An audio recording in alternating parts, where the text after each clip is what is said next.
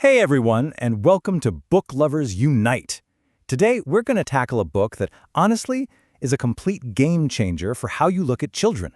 We're talking about The Absorbent Mind by the one and only Dr. Maria Montessori, and we're going to unpack some of its biggest, most revolutionary ideas. You know that moment, right? We've all seen it. A toddler just absolutely losing it over something that seems so tiny, so insignificant to us.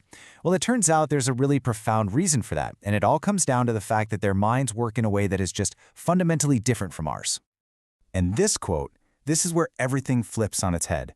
Montessori is basically telling us, hey, stop thinking of kids as these little empty buckets that we just pour information into. Nope.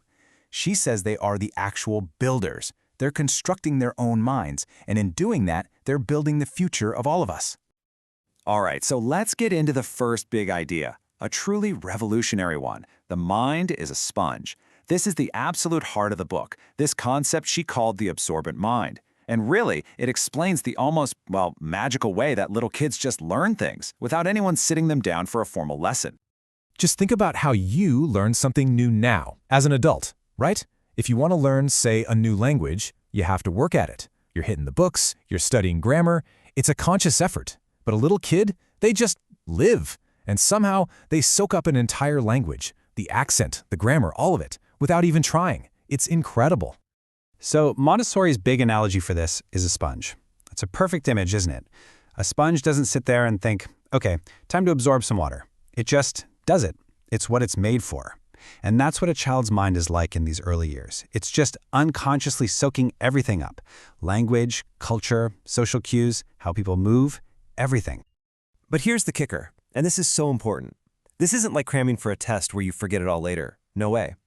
What they absorb during this time is permanent. It becomes part of them. It's the literal foundation for the adult they will grow into. So when she says the child creates the man, she means it. Literally. And Montessori actually breaks this whole absorbent mind period into two phases. First, from birth to about age 3, she calls the child an unconscious creator. I mean, think about that name. The child is building their mind from nothing, just by absorbing. Then, from 3 to 6, things shift. They become the conscious worker. Now they start to use their hands, their will, to actively practice and perfect everything they've already soaked up. Okay, so this idea leads directly into our next section, which is honestly one of the most useful things you can take away from this book, whether you're a parent or a teacher. We're talking about sensitive periods. So what are these sensitive periods? Well, think of them like temporary obsessions.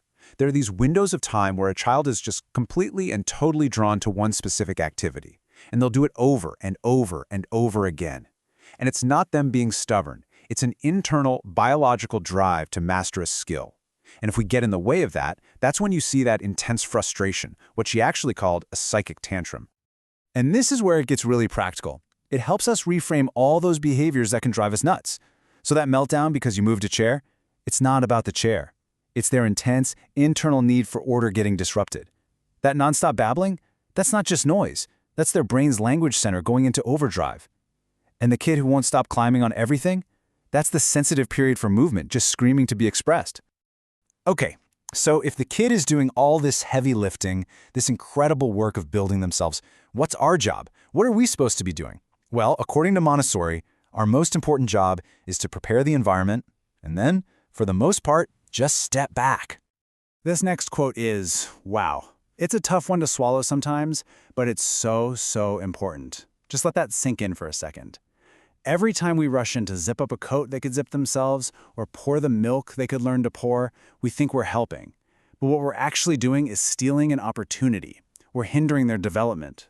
So instead of a teacher, Montessori calls the adult a director. I love that because your job isn't to lecture. It's to direct the child towards the right things. So what does that look like? Step 1, prepare the space. Make it orderly, accessible. Step 2, just watch them. Observe. What are they into? What sensitive period are they in?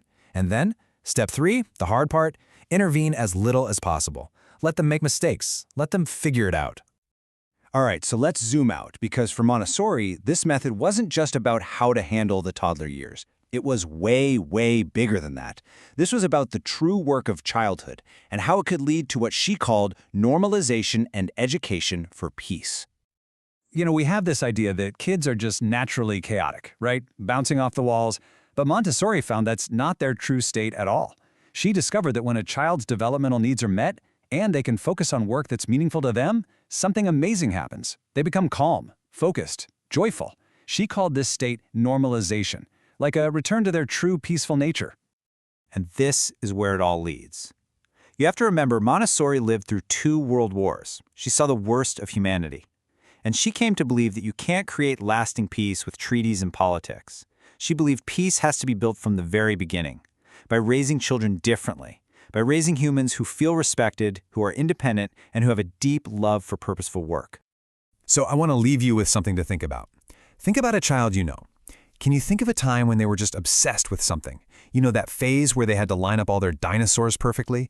Or the weeks they spent just trying to zip their own jacket over and over? Now that you know about sensitive periods, you can see it differently, right? That wasn't just a weird quirk. That was genius at work. I would love to hear about it.